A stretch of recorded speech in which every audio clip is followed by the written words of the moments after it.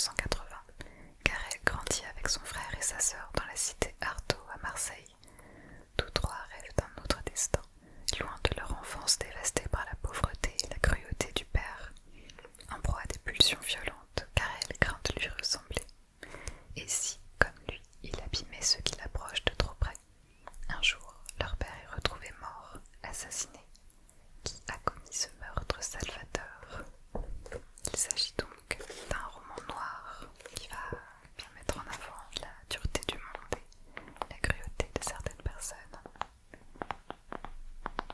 Le livre commence directement sur le meurtre du père. On ne sait pas ce qui s'est passé, mais on va apprendre à connaître sa famille tout au long de l'histoire. Ensuite donc cette famille des quartiers nord de Marseille, où le père est violent et un personnage vraiment très mauvais. La mère, elle est plutôt en retrait, elle subit ce qu'il se passe. Et on a une fratrie donc de trois. Le personnage principal, Karel, sa sœur Hendrika, et le petit dernier Mohand, assez mal parti dans la vie étant donné qu'il souffre de différents handicaps. Et donc on va les voir essayer de survivre littéralement à leur enfance, de survivre à la violence, à la toxicomanie, la pauvreté, l'enfermement dans leur petite cité près d'un camp de gitans. Alors dit comme ça peut faire un petit peu cliché, un petit peu voyeurisme de pauvre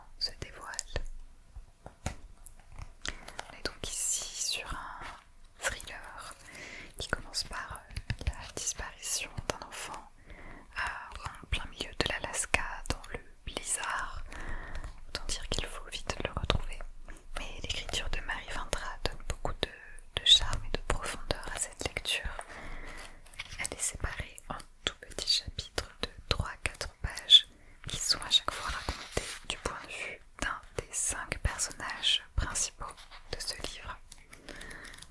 Au début, on ne sait pas grand chose d'eux, à part qu'ils habitent plus ou moins au même endroit en Alaska et qu'ils vont être impliqués dans le fait de retrouver cet enfant perdu dans le blizzard.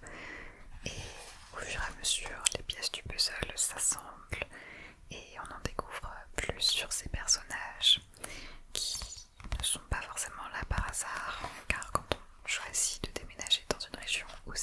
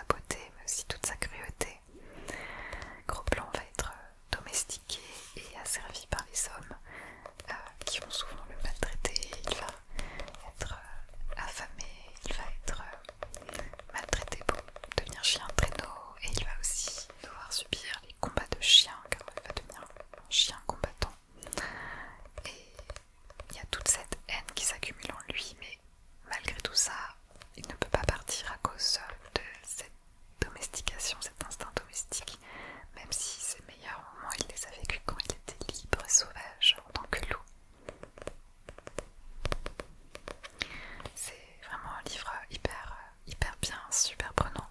Si vous ne l'avez pas lu, je le recommande. Et je lirai sûrement L'Appel de la forêt, qui est un autre livre de Jack London sur le même thème avec des chiens et le Grand Nord. Alors, en citation, c'est une citation qui se trouve au tout début du livre. Une haute forêt de sapins, sombre et oppressante, disputait son lit au fleuve gelé. Débouillés de leur linceul de neige par une récente tempête, les arbres se pressaient les uns contre les autres, noirs et menaçants dans la lumière blafarde du crépuscule. Le paysage morne, infiniment désolé, qui s'étendait jusqu'à l'horizon, était au-delà de la tristesse humaine. Mais du fond de son effrayante solitude montait un grand rire silencieux, plus terrifiant que le désespoir, le rire tragique du sphinx, le rictus glacial de l'hiver, la joie mauvaise, féroce d'une puissance sans limite.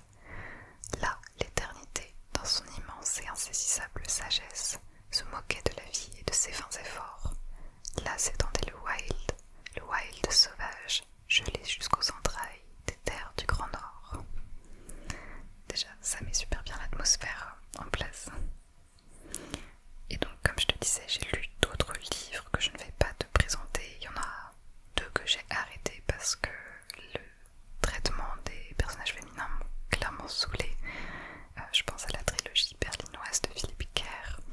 Et j'ai aussi lu beaucoup de David Fuenquinos parce qu'on m'en avait donné plein. Et autant j'avais beaucoup aimé Charlotte, j'avais bien aimé La famille Martin et Vers la beauté, autant le reste, tout ce que j'ai lu, ça m'a un petit peu saoulée honnêtement. À chaque fois il traitait les personnages féminins comme si c'était que un peu des objets tout le temps attirés par lui et tout. Enfin je sais pas, il y avait vraiment un truc qui m'a dérangé, donc c'était pas des lectures mémorables. Je ne vais pas forcément te les présenter là. On a fini pour les livres. J'aurais des BD à te présenter, mais on va faire une petite pause entre les deux pour te parler de mes objets préférés du moment. C'est la catégorie un petit peu random. Déjà, il y en a un que tu peux voir dans le fond. Il s'agit de mon prix Jellycat.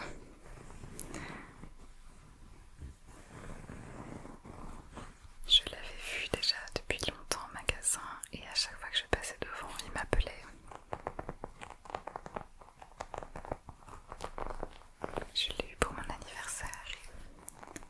D'ailleurs, je le pose dans ma bibliothèque sur mes livres. Il est trop mignon avec ses petites pattes, ses petites yeux et son petit sourire là.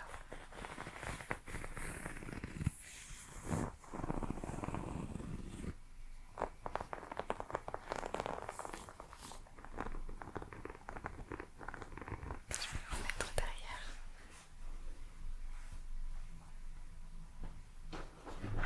Je te l'avais déjà montré aussi, mais il a sa place vraiment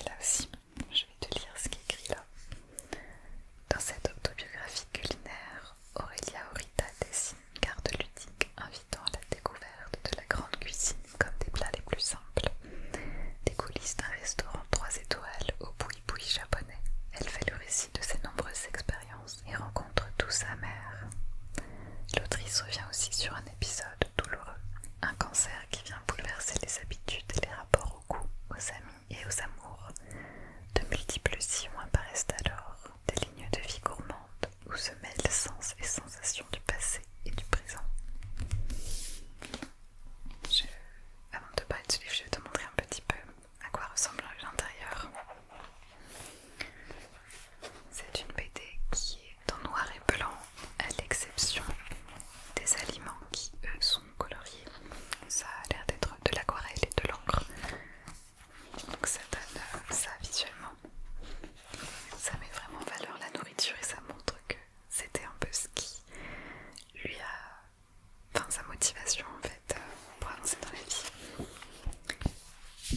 Olia Horita, dans ce livre, était dessinatrice dans des restaurants. Elle dessinait les petits plats mais aussi les coulisses avec les cuisiniers, toute l'équipe, les chefs, etc.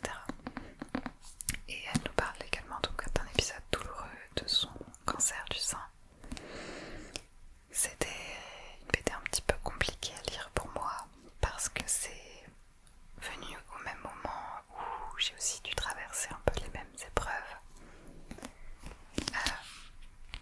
J'ai dû faire une échographie qui était mauvaise et j'ai dû faire une biopsie. Et j'ai donc fait une grande pause dans ce livre parce que je n'ai pas pu aller plus loin que le passage de la biopsie.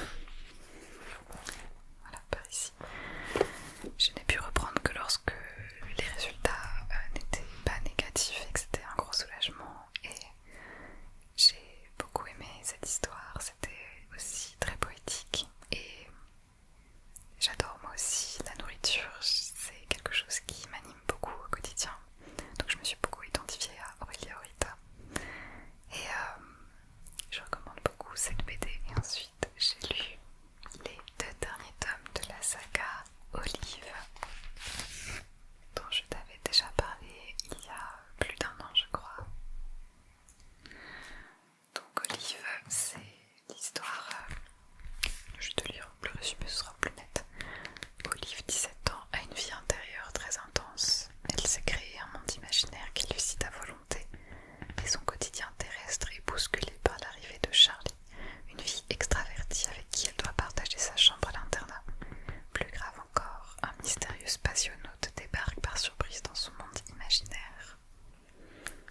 C'est une super chouette BD, c'est considéré comme jeunesse mais c'est tout à fait adapté aussi pour les adultes. Olive est donc une personne, comme on l'a dit, très introvertie, voire autiste, qui a un monde intérieur très développé et elle va vite se rendre compte que dans ce monde intérieur, elle a un lien avec Lenny, un spationaute qui est porté disparu suite au crash de leur navette spatiale. Elle est liée à ce Lenny par un événement de leur enfance qui a dû lier leurs inconscients. Et voilà donc la fin de l'histoire sur ce tome 3 et ce tome 4. J'ai beaucoup aimé et on voit Olive sortir de sa zone de confort et affronter plein de choses qu'elle n'aurait pas pu imaginer pouvoir faire. Et il y a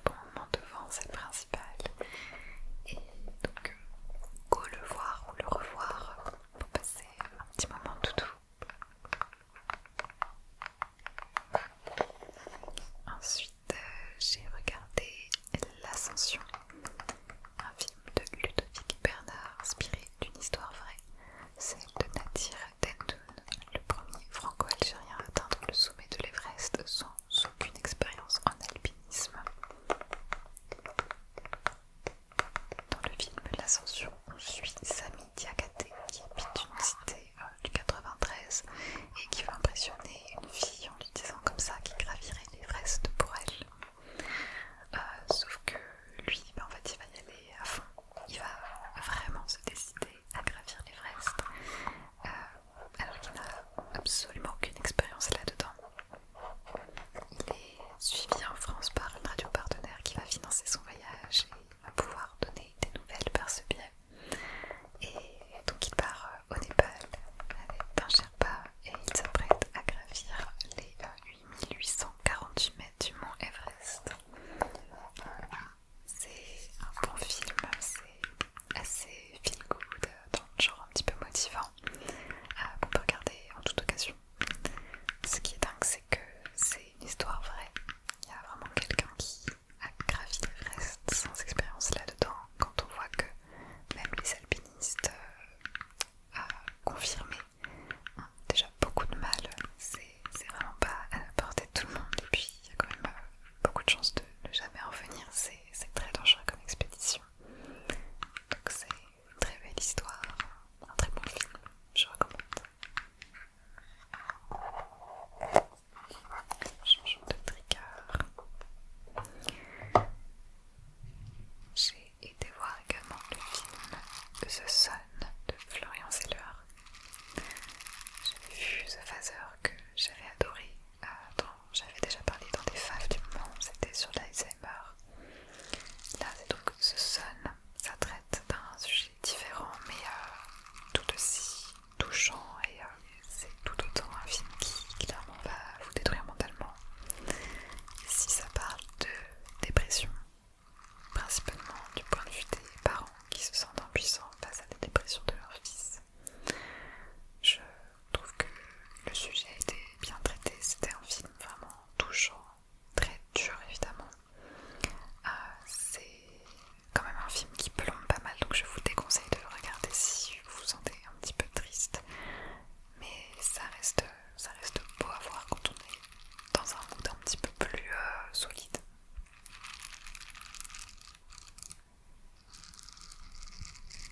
J'ai été voir au cinéma aussi Babylone de Damien Chazelle. Étant donné que j'avais adoré La La Land, là c'est pareil, je voulais absolument le voir. Donc je lis le synopsis. Los Angeles des années 1920. Récit d'une ambition démesurée et d'excès les plus fous, Babylone retrace l'ascension et la chute de différents personnages lors de la création d'Hollywood, une ère de décadence et de dépravation sans limite. Je dois dire que j'étais un petit peu déçue par ce film, je vais m'expliquer.